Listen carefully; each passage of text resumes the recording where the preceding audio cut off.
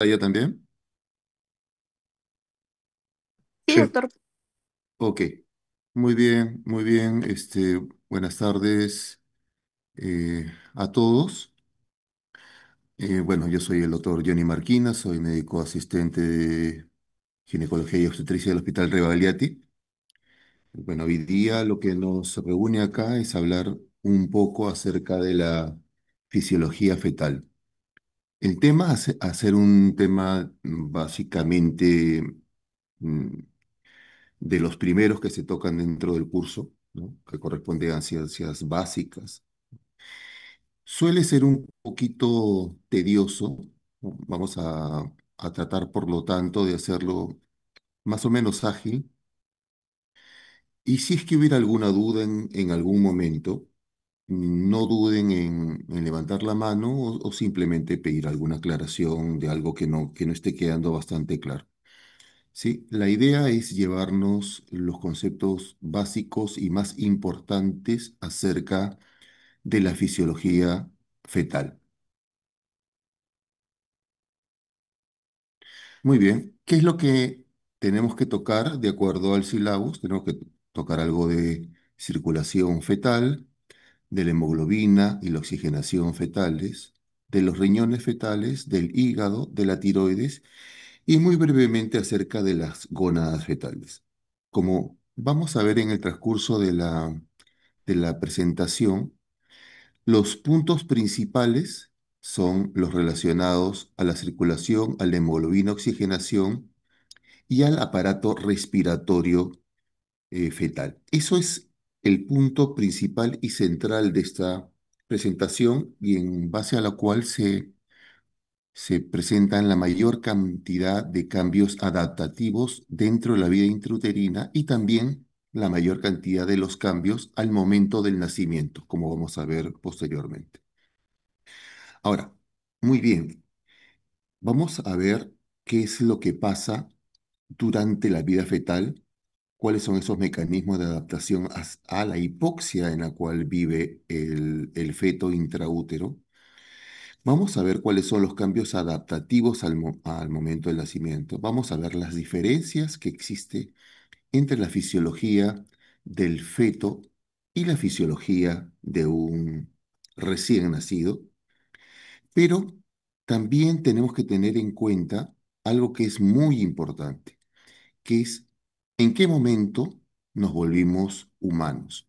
Que todo lo que les he mencionado ahora es en base a un ser humano individual, ¿no? Al desarrollo de un ser humano desde que se produce la fecundación y pasa por la etapa embrionaria, fetal y el recién nacido.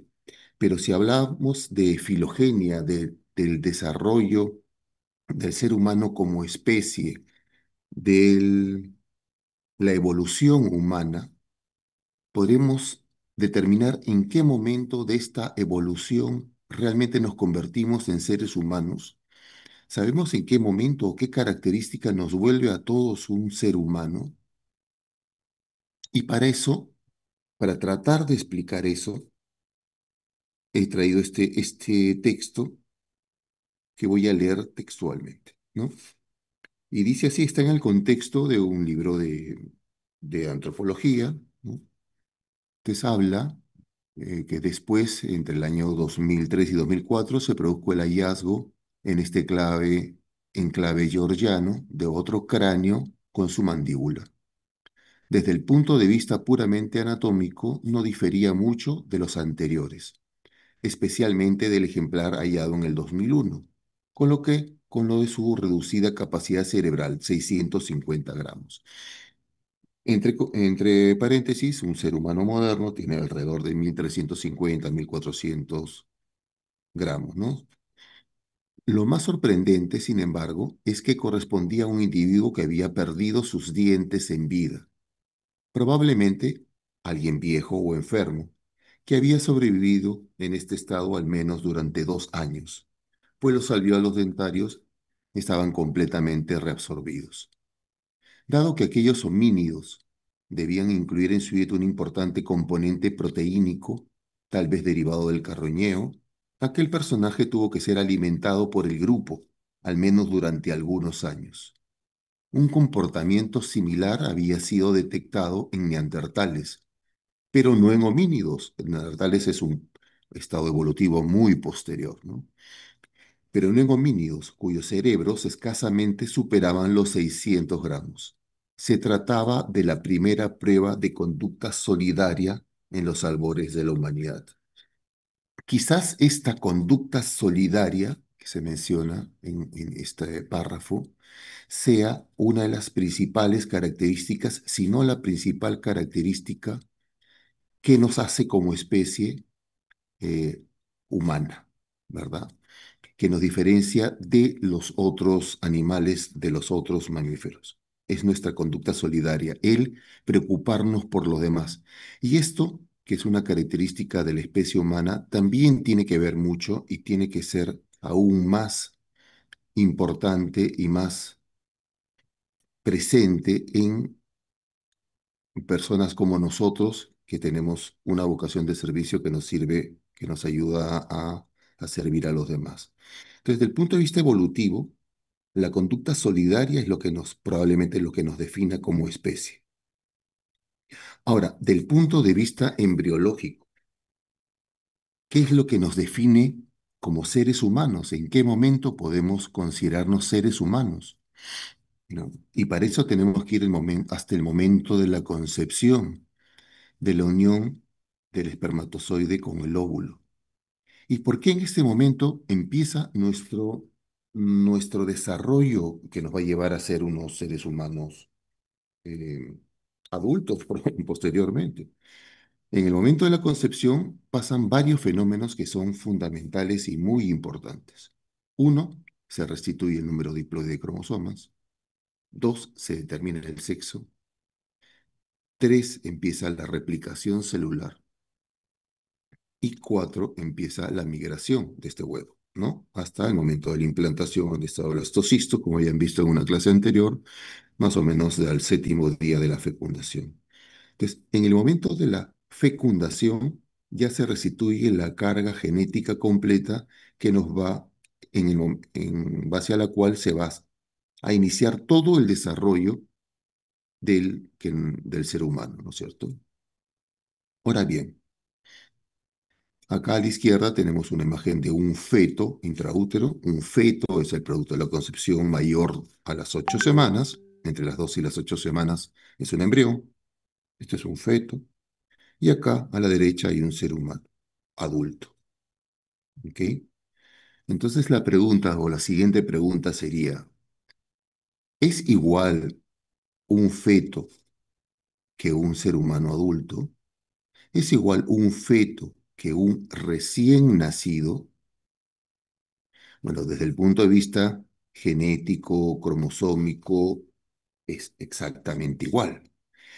Pero a diferencia de un recién nacido, un feto, como hemos mencionado anteriormente, se ha adaptado a la vida intrauterina. ¿Cómo? Vamos a ver. La principal diferencia es que el feto, para sus funciones respiratorias, nutricionales y excretorias, depende de un órgano externo, que es la placenta. Un recién nacido ya tiene por sí mismo sus propias o realiza sus propias funciones respiratorias, nutricionales y excretorias. Pero mientras persiste el estado fetal o durante la vía intrauterina, el feto depende totalmente de la placenta. ¿Ok? Esa es una gran diferencia. En el momento en que se produce el nacimiento y el feto termina, deja de depender de la placenta, se producen algunos cambios en el recién nacido que vamos a mencionar posteriormente. El recién nacido debe ser capaz, por lo tanto, de suplir las funciones que la placenta realizaba durante la vida intrauterina. ¿Cómo? Vamos a tratar de explicarlo en las siguientes láminas. Antes de llegar a esa parte, vamos a hablar un poco acerca de la circulación fetal, de las diferencias que tiene esta circulación fetal con la circulación de un recién nacido o de un adulto, y cuáles son los cambios que se producen al momento del nacimiento. Para esto voy a necesitar que me sigan con detalle. ¿Qué tal? Quizás no tanto en este, que esto es un esquema de la circulación del adulto, que ustedes conocen perfectamente, pero posteriormente vamos a ver cómo es la circulación del feto y voy a necesitar que ustedes me sigan para no perder la hilación de la presentación. Con fines comparativos, he traído esta lámina esquemática de la circulación del adulto. En el adulto existen, como todos sabemos, dos circulaciones paralelas, una arterial, o sea, existe una parte arterial, una parte venosa, una circulación pulmonar y una circulación general, ¿no es cierto? Las dos circulaciones, la arterial y la venosa, no se comunican entre sí directamente, solamente se comunican a través de los capilares en los diferentes órganos. No hay una circulación, una comunicación directa entre la circulación venosa y la circulación arterial. No hay una comunicación directa entre la sangre oxigenada y la sangre no oxigenada. ¿Sucede lo mismo en la vida fetal? No, no sucede lo mismo. En la circulación fetal existen algunas características que son muy importantes. La circulación fetal se basa en circuitos paralelos, como hemos visto en la circulación del adulto, pero a diferencia de la circulación del adulto, tiene comunicaciones centrales, el foramen oval y el conducto arterioso. ¿Qué son el foramen oval y el conducto arterioso? Lo vamos a ver en un momento. Cada ventrículo tiene un gasto cardíaco diferente, siendo mayor el gasto del ventrículo derecho, a diferencia de lo que pasa en el recién nacido. El gasto del ventrículo derecho es 55% aproximadamente y el ventrículo izquierdo 45%. La sangre oxigenada y con nutrientes es conducida de la placenta, que hemos dicho que es el órgano que se encarga de la oxigenación, de la nutrición y de la eliminación de desechos del feto, ¿no? Es conducida de la placenta al feto a través de la pared abdominal por medio de la vena umbilical, que está incluida en el cordón umbilical, ¿cierto? Y los chums o cortocircuitos son características de la circulación fetal y conducen sangre oxigenada a la circulación arterial, particularmente al cerebro. Entonces, estos chums son cortocircuitos que llevan sangre oxigenada a mezclarla con sangre no oxigenada fetal, ¿no? Esta es una característica de la circulación fetal que la diferencia de la circulación del recién nacido. ¿Cuáles son estos chunks? ¿Son estos cortocircuitos? Son tres: el ductus venoso o ductus venoso de Arancio, que es un chunt que permite el paso de la sangre bien oxigenada desde la vena umbilical a la vena cava inferior y de ahí a la circulación coronaria y cerebral a través de un paso preferencial por el foramen oval. ¿Qué es el foramen oval? Es una comunicación entre ambas aurículas que permite el paso de sangre oxigenada a la circulación sistémica del feto. ¿Qué es el ductus arterioso o el ductus arterioso de Bottal? Es un vaso que comunica la arteria aorta con la arteria pulmonar. ¿Ok? Vamos a verlo en un esquema. Voy a regresar esta lámina para regresar a lo que habíamos hablado del ductus venoso de Arancio. Y acá dice que permite el paso de la sangre bien oxigenada desde la vena umbilical. ¿Ok? Bueno, esto es solamente para recordar algo que ustedes ya saben, que si bien en un organismo, en un feto, en un recién nacido, en un adulto, las venas llevan la sangre no oxigenada y las arterias llevan la sangre oxigenada a nivel umbilical del cordón umbilical es lo contrario, es todo lo contrario, ¿no es cierto? Y para recordar eso he traído este esquema. Este es un esquema que es un corte transversal de un cordón umbilical esquemático y acá es un corte histológico. Y acá muestra que tiene pues, el cordón umbilical con su gelatina de Wharton, dos arterias y una vena. La vena umbilical es, es vena porque histológicamente es una vena, como podemos ver acá, ¿no? Entonces son arterias porque histológicamente son unas arterias. La vena umbilical lleva la sangre oxigenada desde la placenta hacia el feto. Las arterias umbilicales llevan la sangre no oxigenada desde el feto hasta la placenta. ¿Ok?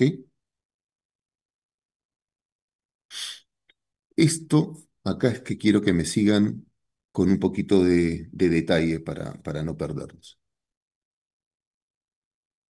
Vamos a ver cómo es la circulación en el feto. Esta de acá es la placenta, es un esquema, este es un esquema de la circulación fetal. ¿Ok? Entonces, acá en rojo está la vena umbilical y en azul están las dos arterias umbilicales. Ya hemos dicho que a nivel de la placenta se produce la oxigenación de la sangre. La sangre oxigenada es conducida por la vena umbilical desde la placenta hasta el feto.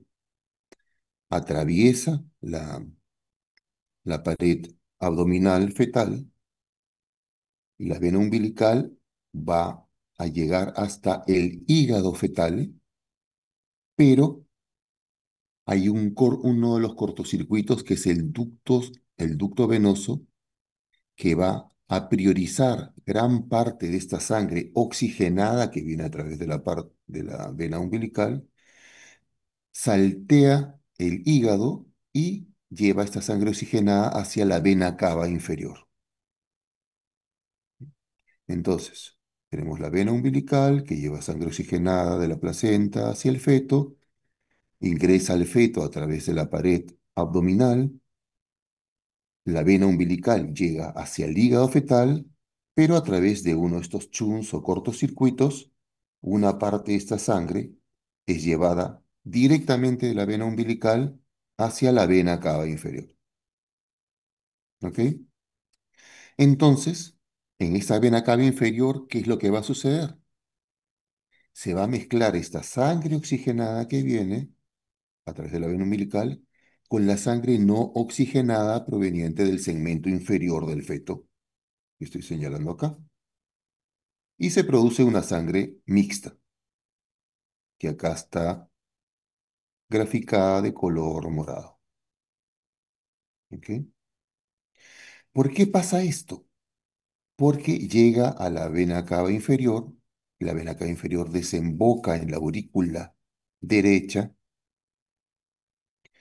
y de la aurícula derecha una parte importante va a pasar a la circulación izquierda, a la aurícula izquierda, a través de esta estructura que hemos dicho que es la comunicación interauricular, ¿no es cierto? ¿Con qué finalidad? Con la finalidad de que sangre oxigenada llegue a la circulación general rápidamente y priorice la irrigación de los órganos más importantes de la vida intrauterina, ¿no? El cerebro y el corazón. ¿Ok? Entonces, repasando esta parte, tenemos la placenta donde se oxigena la sangre, viene la vena umbilical con la sangre oxigenada, graficada en rojo. Una parte llega al hígado, la otra parte a través del ductus venoso directamente a la vena cava inferior. Se forma una sangre mixta, que se mezcla la sangre oxigenada proveniente de la vena umbilical con la sangre no oxigenada proveniente del segmento inferior del feto. Esta sangre mixta prioritariamente se va a distribuir a los órganos más nobles o más importantes del feto, el corazón y el cerebro. Y para eso se prioriza su paso hacia la circulación izquierda. ¿Ok? Muy bien. Vamos a dejar esto acá. Vamos a pasar a la siguiente, que es básicamente lo mismo. ¿Ok? Pero acá vamos a mencionar una estructura adicional que no hemos mencionado.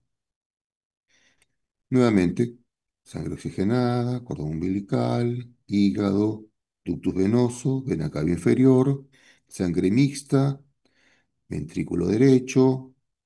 Una parte pasa hacia, a través de la comunicación entre las dos aurículas, características de la vía intrauterina hacia la circulación izquierda, va a la aurícula izquierda, pasa al ventrículo izquierdo, se contrae el ventrículo izquierdo, circulación general. ¿Ok?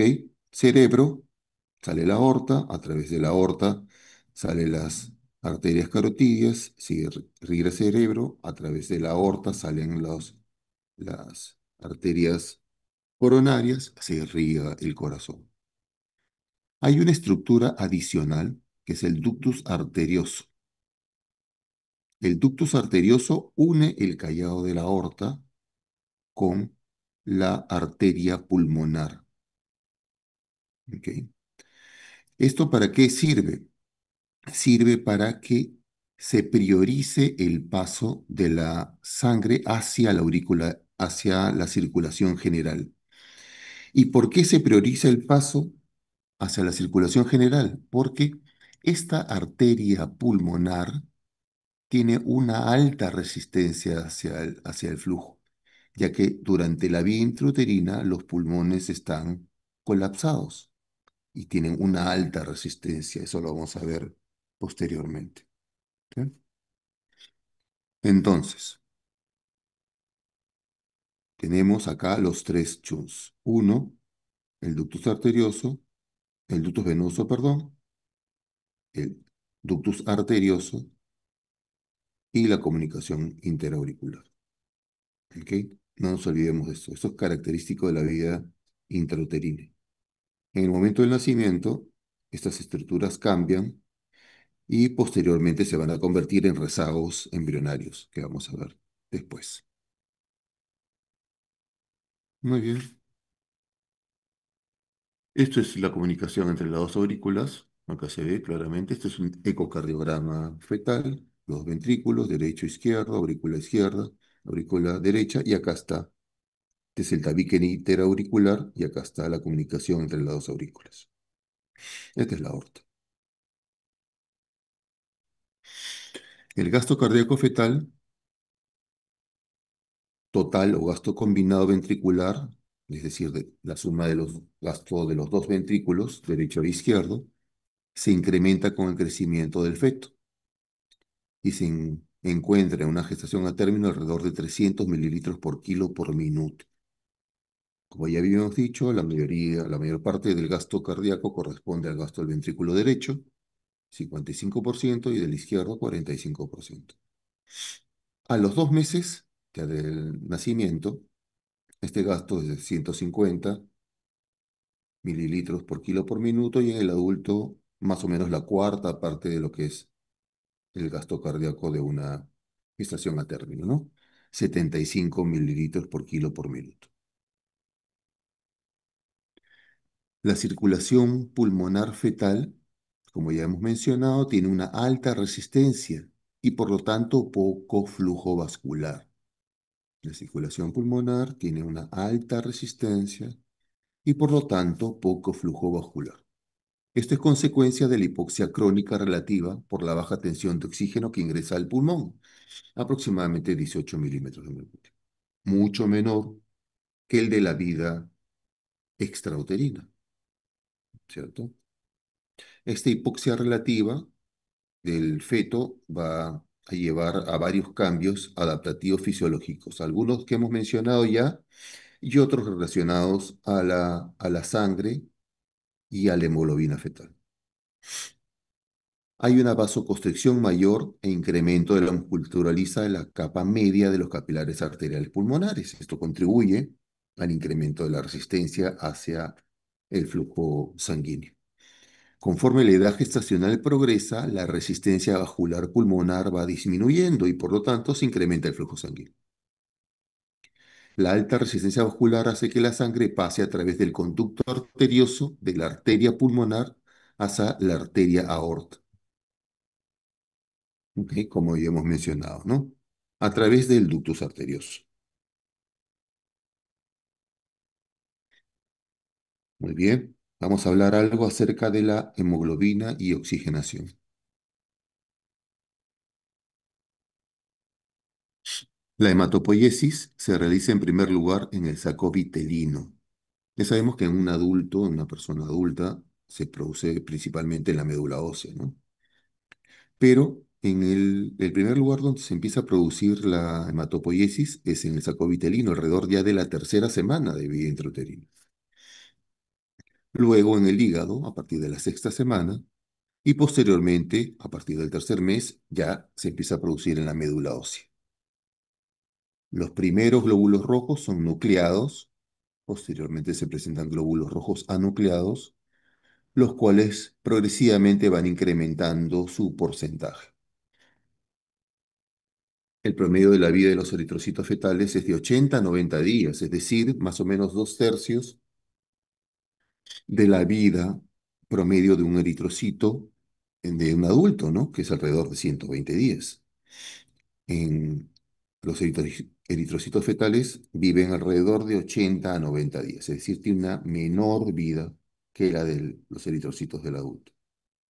La sangre fetal tiene una hemoglobina mayor que la de un niño o un adulto.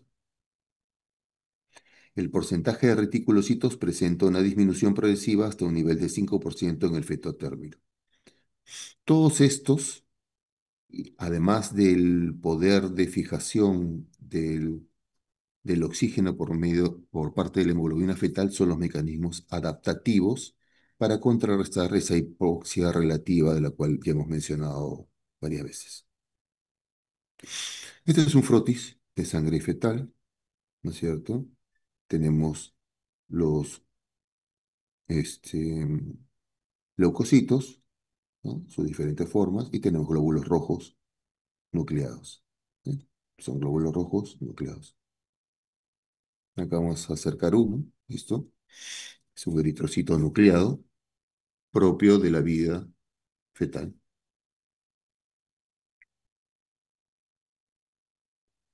Ahora, eso en cuanto al glóbulo rojo. En cuanto a la hemoglobina, también hay diferencias entre la hemoglobina del adulto y la hemoglobina fetal. Ya sabemos que la función de la hemoglobina es combinarse con el oxígeno recogido, en este caso de la placenta, y distribuirlo por los tejidos fetales. Esto se evidencia al revisar la curva de disociación del oxígeno.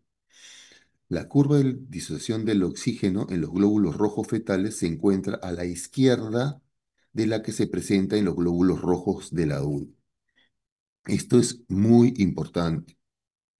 La curva de disociación del oxígeno en los glóbulos rojos fetales se encuentra a la izquierda de la que se presenta en los glóbulos rojos del adulto. ¿Qué significa esto? Significa lo siguiente. Vamos a hacer vamos a revisar este gráfico. Tenemos acá el porcentaje de saturación de oxígeno y acá la presión parcial de oxígeno. ¿Ok? Estas curvas van a representar qué tanta presión parcial de oxígeno necesitamos para conseguir determinado porcentaje de saturación de la hemoglobina de la hemoglobina. ¿Ok? Y vamos a ver en rojo, en la curva roja, está la hemoglobina del adulto y en azul la hemoglobina fetal. Entonces, ¿qué podemos deducir de esta gráfica, de estas curvas? Que la hemoglobina fetal necesita una menor presión parcial de oxígeno para obtener una determinada, una alta concentración o un alto porcentaje de saturación de la hemoglobina. Entonces, la hemoglobina fetal necesita menos presión parcial de oxígeno para saturarse. Y eso hace que en esta curva, que en esta gráfica, esta curva de la hemoglobina fetal está desplazada hacia la izquierda. Para el caso de la hemoglobina del adulto, la gráfica en rojo, la curva en rojo, necesita una mayor presión parcial de oxígeno para saturarse. Entonces, la hemoglobina fetal se satura con mayor facilidad y con mayor rapidez que la hemoglobina del adulto. También tiene mayor afinidad por el oxígeno que la hemoglobina del adulto. Esto también como parte de los mecanismos adaptativos del feto a la hipoxia relativa. Desde las 12 hasta las 34 semanas de gestación, la hemoglobina fetal constituye el 90 al 95% de la hemoglobina total del feto.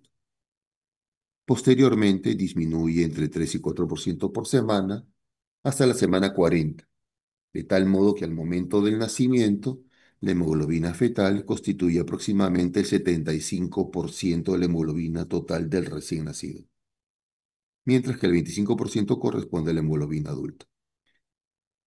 A ver, algo que ya deben saber ustedes bien, ¿no?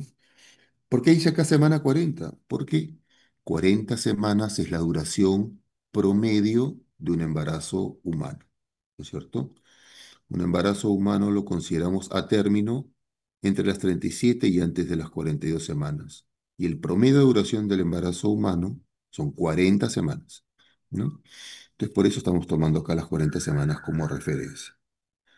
Entonces, entre las 2 hasta las 34 semanas puede constituir el 90 al 95% de la hemoglobina total, de baja 3 a 4% por semana, y bueno, al momento del nacimiento, más o menos el 75% de la hemoglobina es fetal y el 25% y es una hemoglobina adulta. Otros datos importantes. La hemoglobina fetal se une con mayor afinidad al oxígeno, ya lo hemos visto. ¿Por qué? Por su poca afinidad por los fosfatos orgánicos sanguíneos. La presión parcial de CO2 en la sangre fetal es aproximadamente 48 milímetros de mercurio, mientras que la sangre materna se encuentra alrededor de 40 y 45 milímetros de mercurio.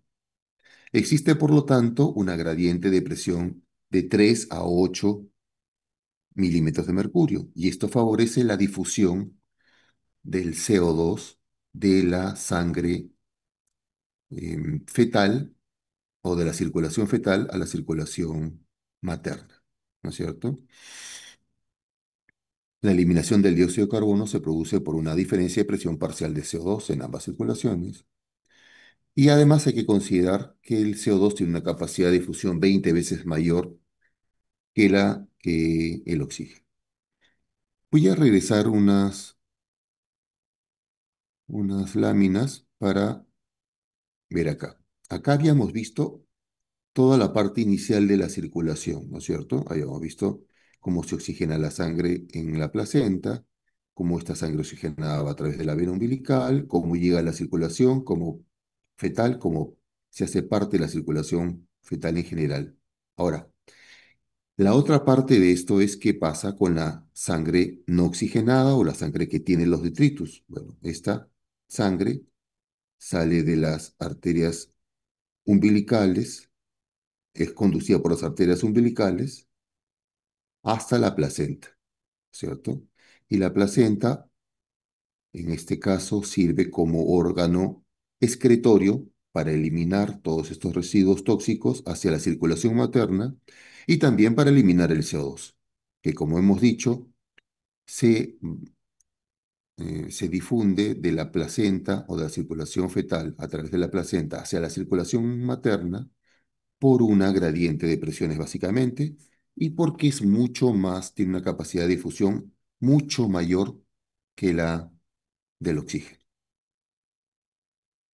Muy bien,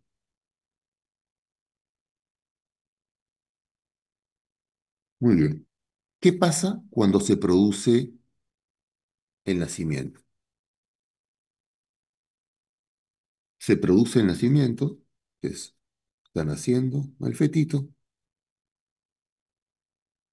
y en el momento del nacimiento se producen muchos cambios, pero hay dos cambios muy importantes. Uno, se pone fin a la circulación umbilico-placentaria, el feto deja de depender de la placenta y pasa a depender de sí mismo, y se inicia una adecuada circulación pulmonar. Y hemos dicho que durante la vida intrauterina la resistencia pulmonar es alta y la circulación pulmonar es alta.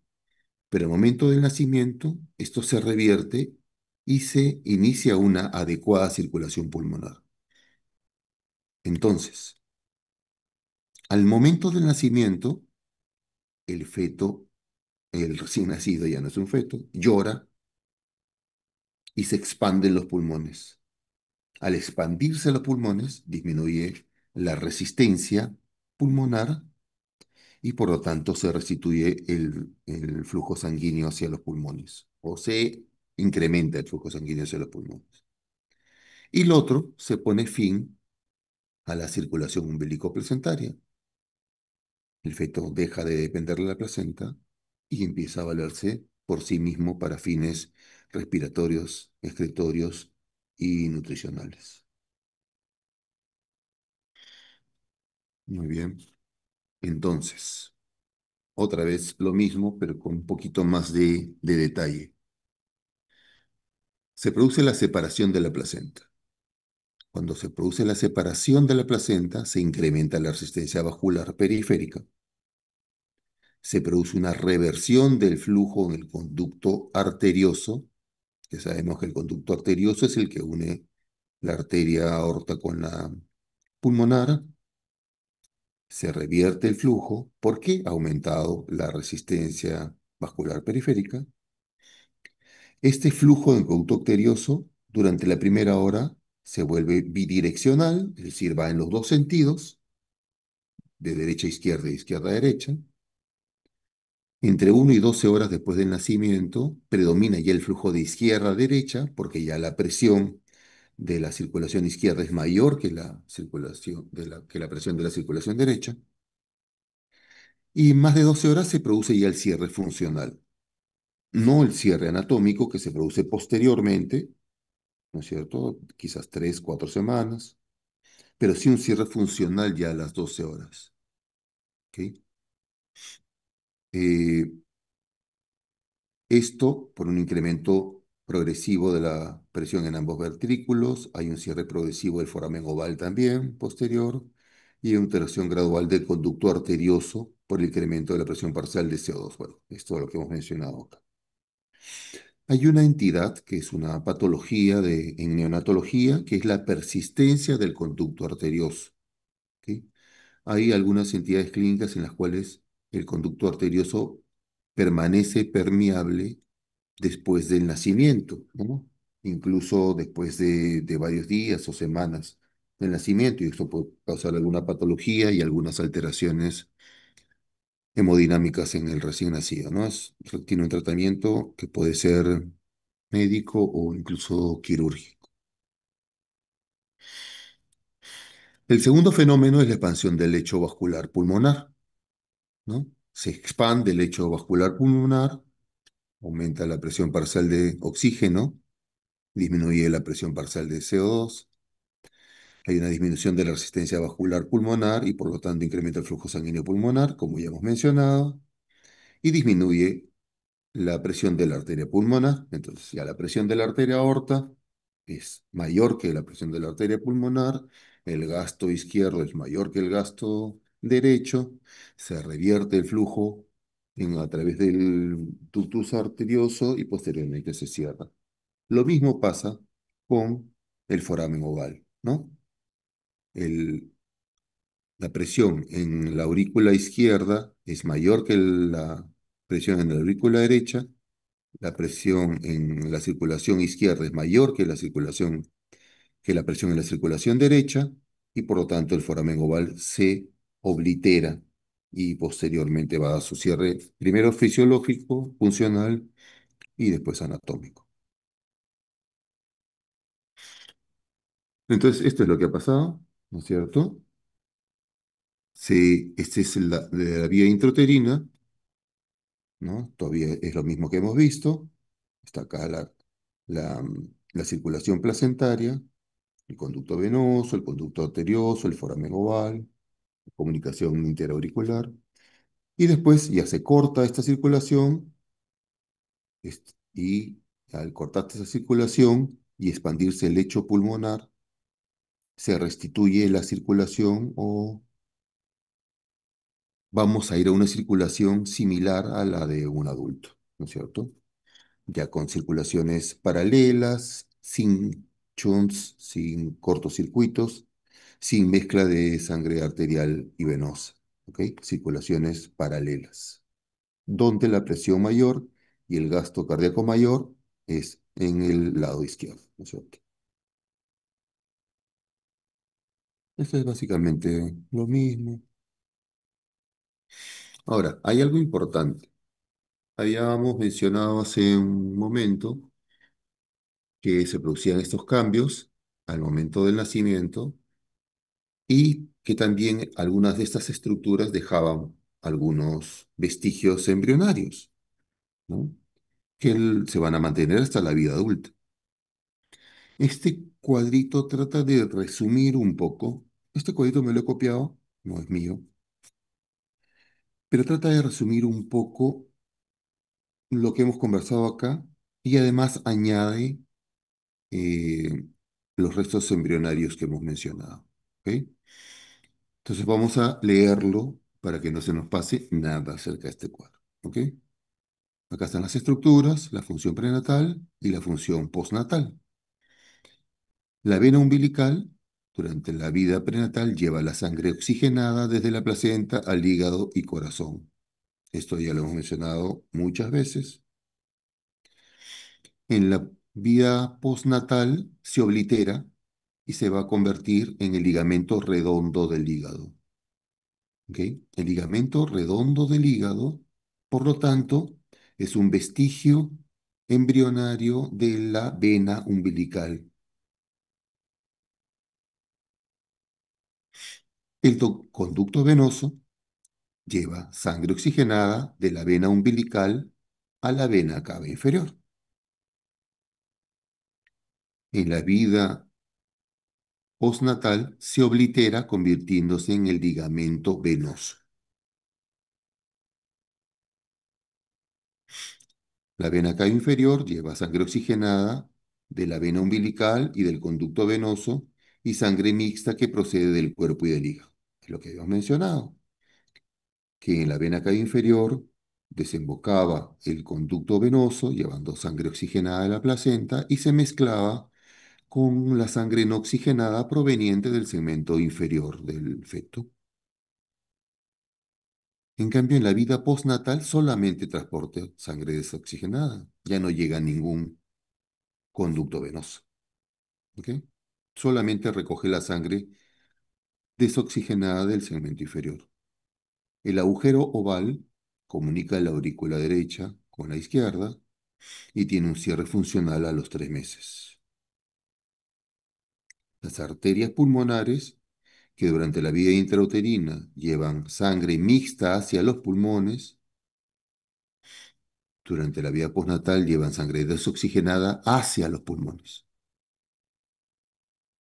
El conducto arterioso, que une la arteria aorta y la arteria pulmonar, deriva sangre mixta de la arteria pulmonar a la aorta. En la vida intrauterina y en la vida extrauterina, generalmente se ocluye, acá dice a los 4 meses, en una lámina anterior puse a los 3 meses. Bueno, tiene un cierre funcional en las primeras horas y un cierre anatómico posterior. ¿Cuál es el rezago embrionario del conducto arterioso?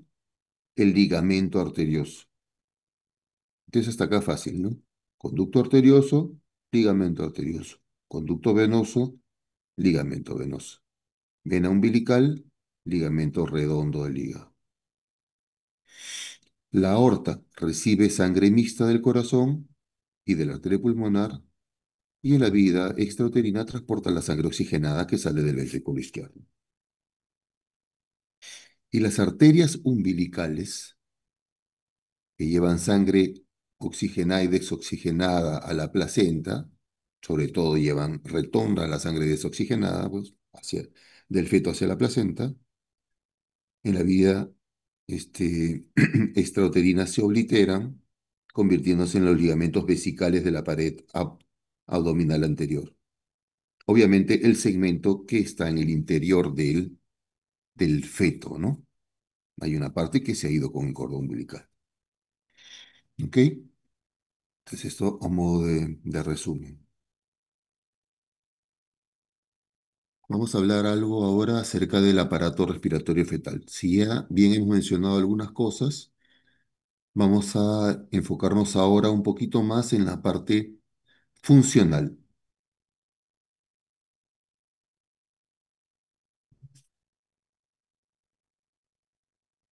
Durante la vía intrauterina se producen varios procesos.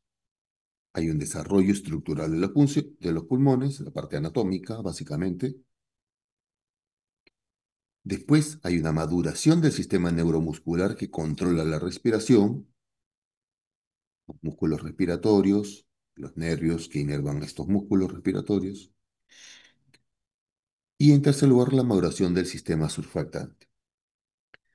En esta presentación no voy a hablar prácticamente nada acerca de los dos primeros puntos, porque es una parte más anatómica, pero vamos a ponerle un poquito de énfasis a la maduración del sistema surfactante. ¿Qué es el sistema surfactante? ¿O qué es el surfactante pulmonar? Surfactante pulmonar es una sustancia tensoactiva compuesta principalmente por fosfolípidos. Hay algunas cosas que nos tenemos que aprender de memoria, ¿ok? Tenemos obviamente que saber qué significa poder tener la capacidad de dar una explicación mayor que lo que estrictamente como definición nos hemos aprendido, pero también es necesario memorizar y aprendernos algunas cosas. Entonces, ¿qué es la sustancia? ¿Qué es el surfactante pulmonar? Es una sustancia tensioactiva, es decir, produce o mantiene la tensión superficial del alveolo pulmonar. Está compuesta por qué? Principalmente por fosfolípidos. Vamos a ver un gráfico posteriormente para que vean qué gran porcentaje de su composición es fosfolípidos. ¿Quién produce la surfactante pulmonar? Los neumocitos tipo 2. Su producción tarda alrededor de 10 semanas y se completa alrededor de las 34 semanas de gestación.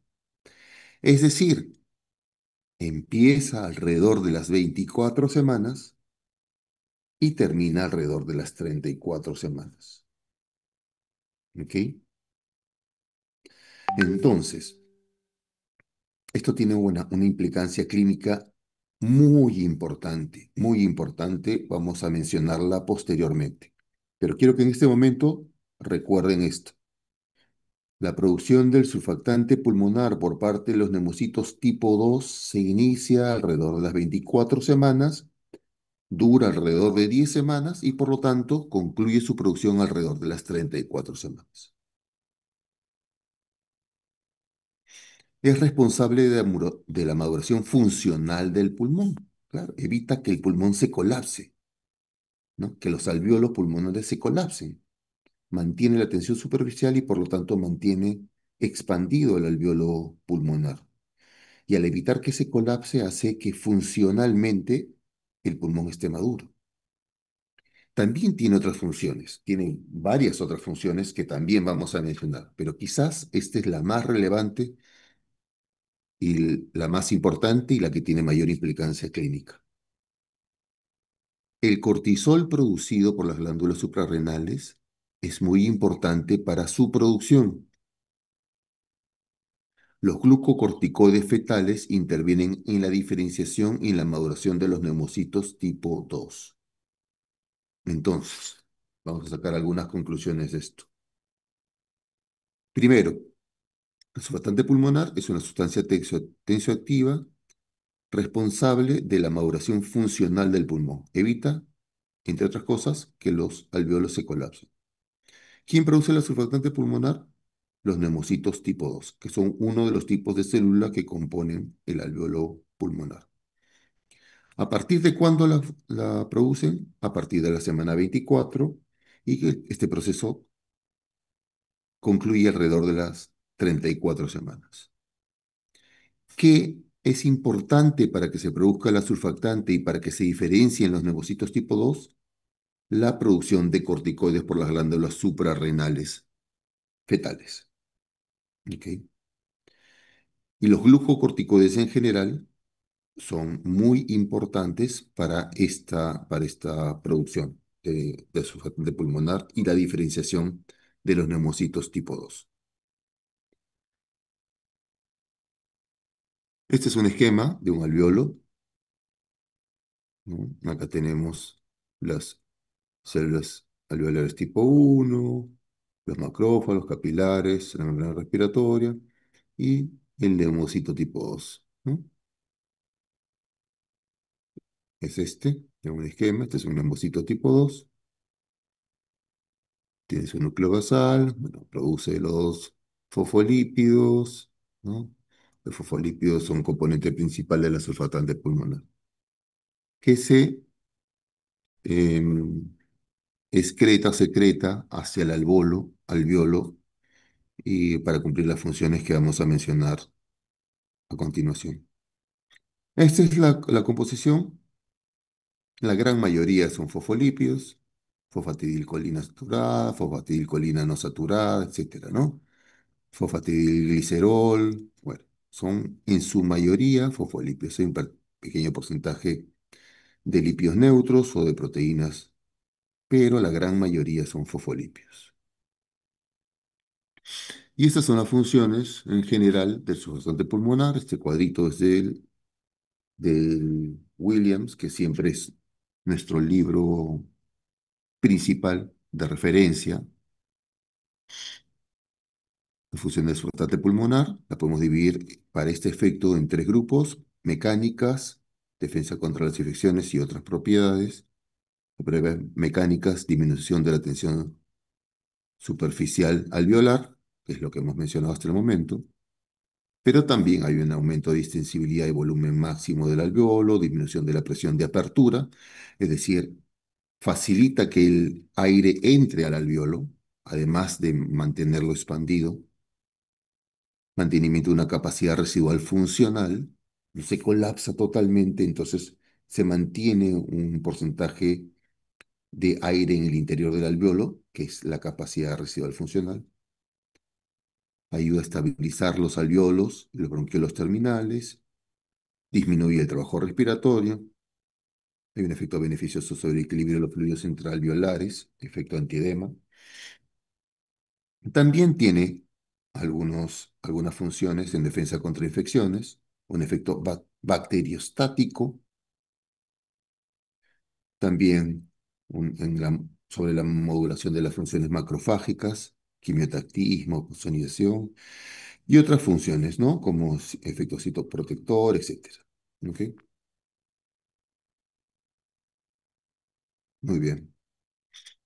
Esto con respecto al alveolo, a la producción del sistema surfactante, el surfactante pulmonar y su función.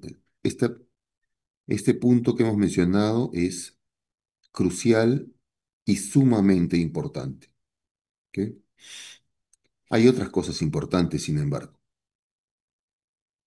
Una de ellas es que el feto realiza movimientos respiratorios. Lo estoy poniendo entre comillas porque son movimientos respiratorios que no son movimientos respiratorios para ventilar al feto, ¿no? Simplemente son movimientos de expansión y contracción del tórax fetal y se le llaman movimientos respiratorios fetales, ¿no? Bueno, intrauterinos desde la semana 11. ¿Para qué sirven estos movimientos respiratorios? Sirven para ejercitar la musculatura respiratoria, facilita la movilización del líquido pulmonar producido por el epitelio bronquiolo alveolar, el cual es esencial para la maduración pulmonar. Ustedes ya han visto en una de las clases anteriores, cuando han hablado algo de la composición del líquido amniótico, y les han dicho que en un embarazo avanzado, la mayor parte de la composición del líquido amniótico está originada en la orina fetal, ¿no? Pero que también hay otros componentes, ¿no?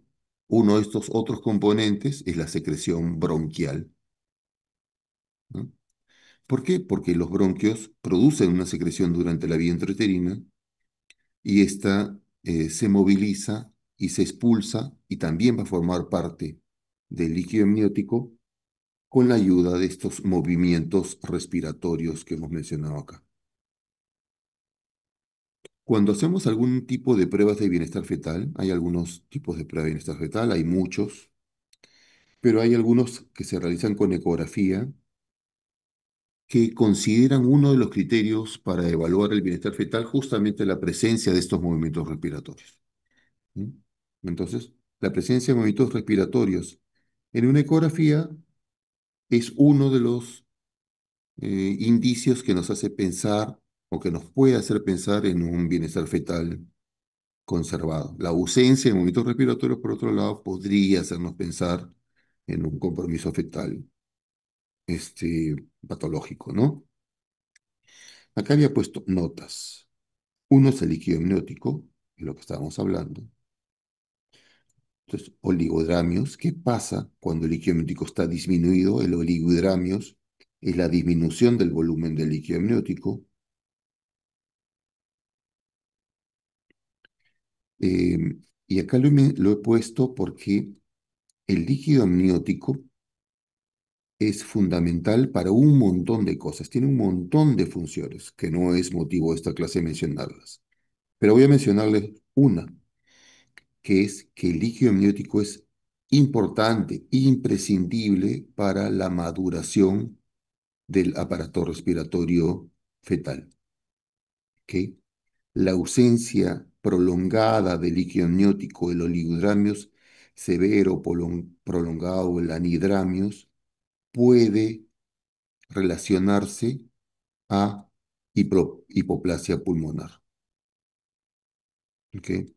Que puede ser incluso no reversible y, bueno, otro tipo de trastornos broncopulmonares que lo van a ver posteriormente, ¿no? Y por lo tanto afectar el bienestar fetal, ¿ok? Entonces, el líquido amniótico es imprescindible para la maduración del aparato respiratorio fetal, como es imprescindible para la maduración del aparato digestivo fetal y, bueno, otras muchas funciones que tiene. Con respecto al aparato urinario, esta parte la vamos a ver un poco más rápida. Los riñones fetales producen orina, pero su capacidad de concentración y modificación del pH son limitadas, por lo que su función excretoria no es indispensable para la homeostasis del feto. Sin embargo, es muy importante para la conformación del líquido amniótico. Ok, entonces, otra vez, lo mismo. Habíamos mencionado, y ya les había mencionado, que el componente principal del líquido amniótico en una gestación avanzada es derivado de la orina fetal. Ok, ahora, un feto que no tiene riñones puede vivir durante su vida intrauterina, sí, puede vivir. ¿Por qué? Porque la, la presencia de los riñones en la vida intrauterina no es indispensable para la hemostasis del feto. Ya hemos dicho que gran parte de la función excretora se cumple a través de la placenta, ¿no? Pero sin embargo, si no hay riñones en el feto, va a haber oligohidramios y el oligohidramio puede tener muchas implicancias clínicas. Una, que es la que hemos mencionado anteriormente, ¿no? Acerca de la dificultad en la maduración del aparato respiratorio, del aparato gastrointestinal fetal, pero hay muchas otras, ¿cierto? La orina fetal es hipotónica con respecto al plasma, baja concentración de electrolitos. La resistencia vascular renal es alta y la filtración es baja. Y los riñones reciben entre el 2 y el 4% del gasto cardíaco.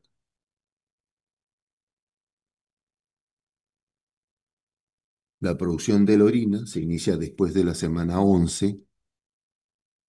En la semana 14 el asa de Henle ya es funcional y se inicia la reabsorción tubular. Todo esto en el contexto de que no es imprescindible para la vida intrauterina, ¿ok? Para la vida extrauterina es imprescindible que esto funcione bien. La filtración glomerular se inicia entre la semana 9 a 12 de la gestación y se incrementa progresivamente durante la gestación. Hay una alta resistencia vascular, lo que lleva a un flujo vascular renal disminuido, lo que lleva a una baja tasa de filtración glomerular. Es lo mismo que habíamos mencionado en la lámina anterior. Con respecto al hígado, algunas palabras.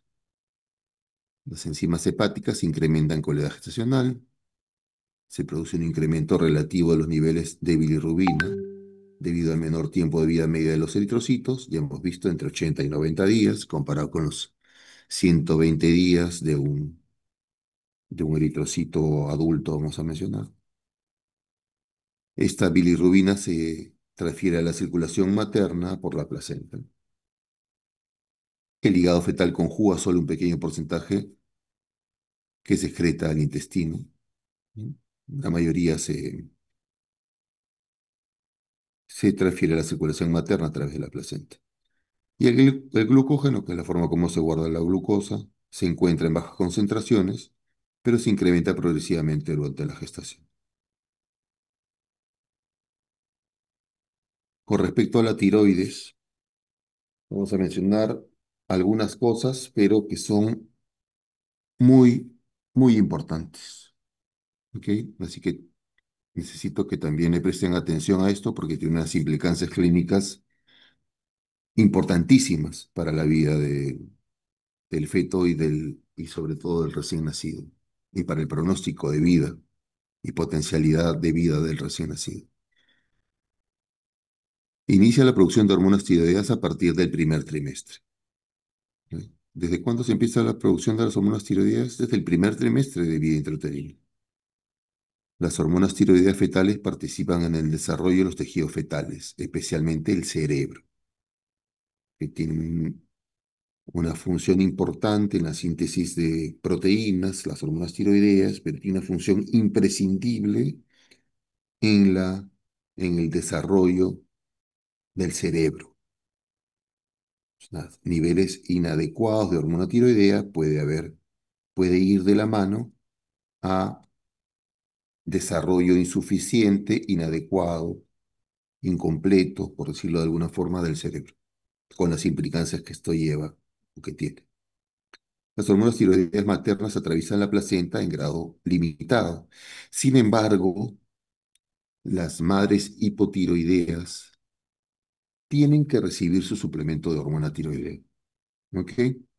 Porque los niveles, el hipotiroidismo mal controlado en la mujer se asocia a muchas patologías en el embarazo, incluso con amenazas de aborto o pérdidas tempranas de la gestación y otras muchas. Entonces, la mujer hipotiroidea, a pesar de que el paso de las hormonas tiroideas maternas hacia el feto a través de la placenta es limitado, es importantísimo, importantísimo que se mantengan eutiroideas durante la gestación.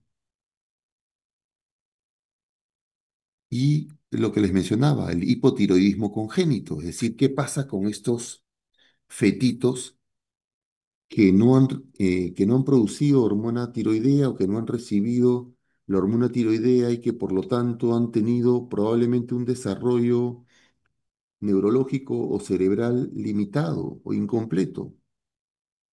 ¿Cómo hacemos para diagnosticarlo esto al momento del nacimiento? Bueno, al momento del nacimiento, a todos los fetos en nuestro hospital y en muchos centros, en la mayoría de centros, si no es en todos, se realiza un tamizaje neonatal. Es decir, existe la obligación en centros como el nuestro de hacer un dosaje de TSH al recién nacido con la finalidad de diagnosticar tempranamente si es que este feto es eutiroideo o tiene hipotiroidismo. ¿Por qué? Porque la intervención temprana en estos fetos La restitución de hormona tiroidea en estos fetos en forma temprana mejora muchísimo su pronóstico cognitivo principalmente, como vamos a ver acá. Bueno, este es el eje, ¿no? Ya sabemos, hipotálamo, hipófisis tiroides, la TRH, la TSH, la tiroides, la producción de T4, tiroxina y de T3, ¿no es cierto? Y es esta producción que tiene una implicancia directa en la síntesis de proteínas, ¿no? En el crecimiento y desarrollo del sistema nervioso central, cardiovascular, metabolismo, otros, pero acá nos vamos a centrar en el tema del sistema nervioso central. Entonces, hacemos el tamizaje ¿para qué? Para diagnosticar tempranamente si es que hay déficit de hormona tiroidea o no. ¿Y por qué? Porque si no hacemos el diagnóstico temprano, sino simplemente hacemos el diagnóstico tardío, por ejemplo, hacemos el diagnóstico a los 3 meses, probablemente el IQ de este recién nacido sea alrededor de 89. Si no hacemos el diagnóstico ni siquiera a los 3 meses, sino entre los 3 y 6 meses, el IQ puede ser incluso menor, 71. Y si no se hace el diagnóstico, si se hace el diagnóstico ya tardíamente, el IQ puede ser muy bajo, ¿no? Como 34, de acuerdo a esta referencia. Es decir, esto es el cretinismo, ¿no? El cretinismo por el hipotiroidismo, ¿no? Entonces, de esto viene la importancia del diagnóstico temprano del hipotiroidismo por medio del tamizaje obligatorio en los recién nacidos. ¿Ok?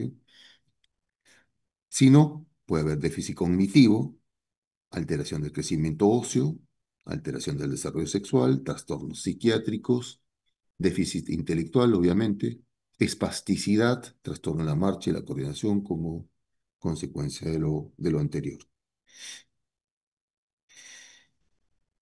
Gónadas. Solamente algunos datos puntuales. El testículo fetal secreta una proteína llamada sustancia inhibidora de los conductos de Müller, lo que impide el desarrollo del útero. Ya sabemos que o si no hay que recordarlo, que en la vía intrauterina los conductos de Müller van a derivar o van a hacer que se forme la porción, el tercio superior de la vagina, el útero y las trompas. ¿Ok? Cuando hay presencia de una gónada masculina, el testículo fetal, se secreta una sustancia llamada, como dice acá, sustancia inhibidora de los conductos de Müller, que inhibe el desarrollo de estos conductos. ¿Ok? Y por lo tanto, no se forma útero, ni trompa de falopia, ni la porción superior de la vagina. ¿Ok? El testículo fetal secreta testosterona que actúa en el proceso de virilización de los genitales externos e internos. Este es un resumen acerca de cómo es el desarrollo y las funciones de las gónadas, tanto en la mujer como en el hombre, pero bueno, no vamos a entrar en detalle en esta oportunidad. Muy bien. ¿Hasta acá tenemos alguna pregunta? Doctor, buenas tardes. Sí, ¿cómo está? Adrián, ¿no? Sí, doctor. Sí. Quería consultarle cómo es que se relaciona algunas alteraciones, digamos, congénitas en el recién nacido, como por ejemplo la tesis esofágica con el aumento del líquido amniótico, que sería el polidramnio, porque Ujú, justamente recuerdo que estaba leyendo de que estas dos entidades se relacionan bastante en el recién nacido y cómo sería que esto se sucede. ujú. Ya, Adrián, mira, bueno, eso no es motivo de esta clase, pero les voy a dar una explicación, creo que bastante práctica acerca de esto. Vamos a ver si me siguen, ¿no? A ver, ¿cómo se produce el líquido amniótico? Tiene varias fuentes de producción, ¿no? En un embarazo, hablando de un embarazo avanzado, la fuente principal del componente líquido amniótico es la orina fetal. Eh, Eso es punto uno.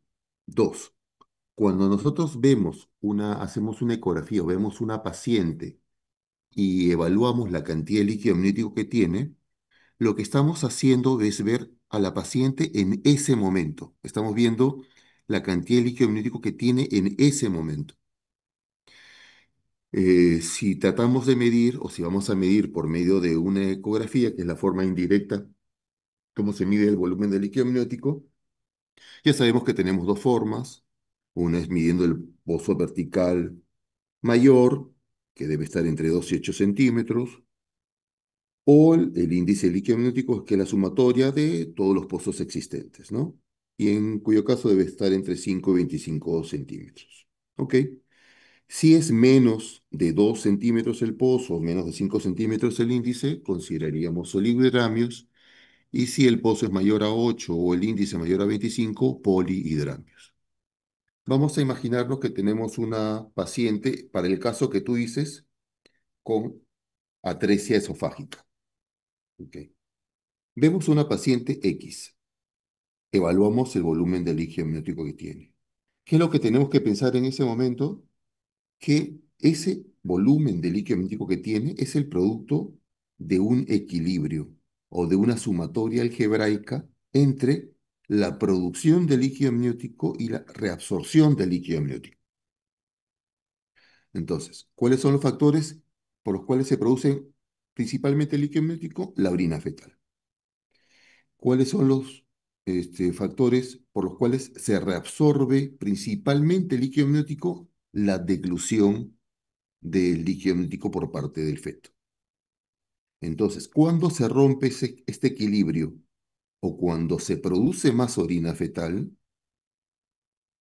¿no? O cuando se produce menos orina fetal, o cuando se deglute más líquido amniótico o cuando se deglute menos líquido amniótico. Ok. Vamos a ir al caso del oligohidramio primero. Si vemos que hay poco líquido amniótico, entonces tenemos que pensar, bajo el esquema anterior, que o se está produciendo poco líquido amniótico o se ha perdido el líquido amniótico, es decir, se ha roto la membrana que contiene el líquido amniótico en el interior del útero, o que se está reabsorbiendo mucho. Esta última circunstancia es difícil que suceda. ¿Cuándo podría producirse poco líquido amniótico? Por ejemplo, si la unidad útero-feto-placentaria no está funcionando bien, se produce poco líquido amniótico. El feto orina poco. Pero también si es que hay alguna alteración fetal que impide que se produzca orina fetal o que se excrete esta orina fetal hacia la cavidad amniótica. Por ejemplo, si no hay riñones, si hay hipoplasia renal, si hay obstrucción de la uretra o de los uréteres, si hay alteraciones en el piso pélvico fetal, etc. Entonces, ante un caso de oligohidramios, tenemos la obligación de determinar que no haya ningún tipo de estas alteraciones en el feto. Tenemos que determinar que no se haya perdido el líquido amniótico porque se rompió la membrana. Tenemos que determinar que la unidad útero-fetoplacentaria, es decir, el bienestar o la conservación del estado de bienestar fetal, se mantengan adecuadamente en el feto. Por el otro lado, para el caso del polidramios, se ha roto el equilibrio, pero en el sentido opuesto. ¿Qué tendríamos que pensar? O que se está produciendo mucho líquido amniótico o que no se está deglutiendo el líquido amniótico adecuadamente. Entonces, ¿cuándo se produce mucho líquido amniótico? Por ejemplo, en las pacientes diabéticas, ¿no es cierto? En la diabetes hay poliuria, ¿no? Entonces, si hay poliuria, podría haber incremento de líquido amniótico. De hecho, la diabetes en el embarazo es el responsable más o menos del 20% del total de casos de polidramios. Por lo tanto, ante un caso de polidramios, estamos en la obligación de descartar diabetes. El segundo punto sería que haya una inadecuada deglución del líquido amniótico. ¿Cuándo hay una inadecuada deglución del líquido amniótico?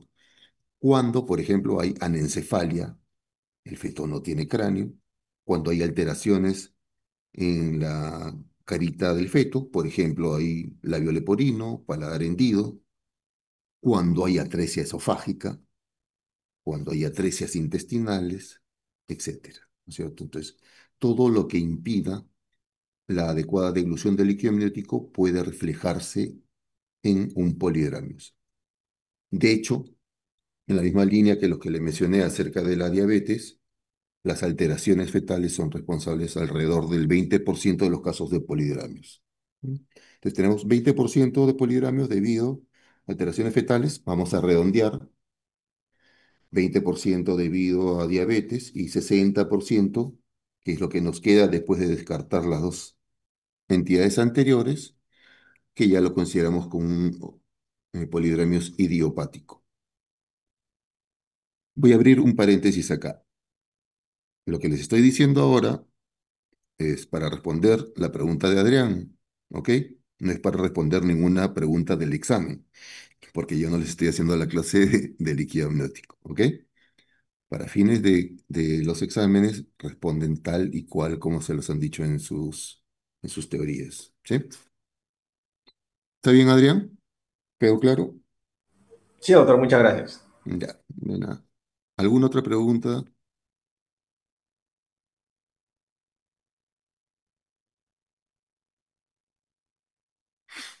Muy bien. A ver,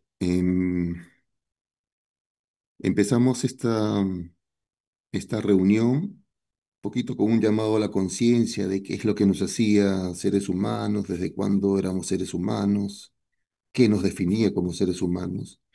Y bueno, en la misma línea voy a terminar con otra, con otra reflexión, ¿sí? Eh, y que es una reflexión que es bastante importante, sobre todo para nosotros. Yo aprovecho a veces porque tengo una clase por ciclo, usualmente donde tengo toda la promoción, entonces aprovecho para decirles esto, porque quizás no tengo otra oportunidad de decírselos, ¿no? Y nosotros hemos elegido, ustedes y yo, hemos elegido una carrera que es básicamente una carrera de servicio. Y es una carrera en la cual nosotros tenemos que comprender que si bien tenemos que tomar beneficio personal de lo que nos ha costado tanto esfuerzo por lograr, también es cierto que tenemos que estar conscientes de que tenemos que servir a los demás. Y esto considerando en que nosotros no somos entes individuales, solitarios y aislados del resto, sino que somos parte de algo mucho más grande. Y este fragmento es traído de este libro que se llama Los Cuatro Acuerdos, que ojalá, si no lo han leído, que tengan la oportunidad de leerlo en algún momento. Es un libro corto, de 200 hojas probablemente, no recuerdo bien. Pero cuando tengan la oportunidad de leerlo, léanlo, se los recomiendo. Y bueno, tiene este fragmento que resume un poquito lo que les acabo de decir. Y dice así: hace 3000 años había un ser humano igual a ti, igual a mí, que vivía cerca de una ciudad rodeada de montañas. Este ser humano estudiaba por convertirse en un chamán, para aprender el conocimiento de sus ancestros, pero no estaba totalmente de acuerdo con todo lo que aprendía. En su corazón sentía que debía de haber algo más. Un día, mientras dormía en una cueva, soñó que veía su propio cuerpo durmiendo. Salió de la cueva a una noche de luna llena. El cielo estaba despejado y vio una infinidad de estrellas. Entonces algo sucedió en su interior, que transformó su vida para siempre. Se miró las manos, sintió su cuerpo y oyó su propia voz que decía: estoy hecho de luz, estoy hecho de estrellas. Miró al cielo de nuevo y se dio cuenta de que no son las estrellas las que crean la luz, sino que es la luz la que crea las estrellas. Todo está hecho de luz, dijo, y el espacio en medio no está vacío, y supo que todo lo que existe es un ser viviente, y que la luz es la mensajera de la vida, porque está viva y contiene toda la información. Es decir, pensemos en nosotros como parte de algo mucho más grande. Todo lo que damos parece un cliché, pero cuando formamos parte de algo mucho más grande, todo lo que damos suele regresarnos, ¿no? Tratemos de dar lo mejor que podamos en nuestra etapa de estudiantes, tratemos de aprender todo lo que podamos aprender para después volcarlo en beneficio de nuestros pacientes. Muy bien, chicos, muchas gracias por estar acá, por su atención y ya nos vemos pronto. Cuídense mucho. Gracias, doctor. Muchas Bye. gracias, doctor. Muchas gracias, Cuídense. doctor. Muchas gracias, doctor. Chao, chao. Gracias. Gracias, doctor. Hasta luego.